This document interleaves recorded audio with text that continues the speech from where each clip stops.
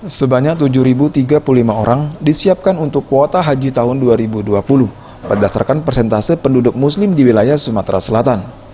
Kakanwil Kemenak Sumatera Selatan Al-Fajri Zabidi mengatakan, untuk daftar tunggu yang terdata di Kementerian Agama sebanyak 120.000 orang yang menunggu pemberangkatannya, minimal 19 tahun lamanya dari hari pendaftaran.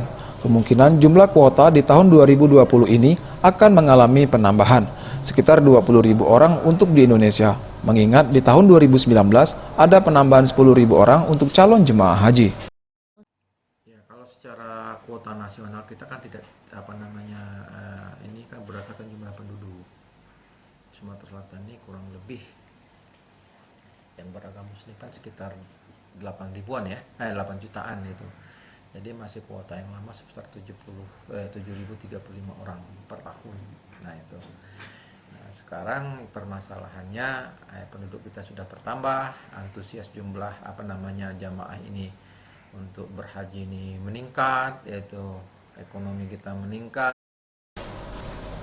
Pihaknya berupaya untuk meningkatkan pelayanan dan kualitas pelaksanaan ibadah haji, terutama untuk embarkasi Palembang. Hal ini dilakukan agar calon jemaah haji yang menunaikan ibadah haji dapat merasa nyaman. Untuk datang di pagi hari, karena kepulangan para jemaah haji di waktu tengah malam.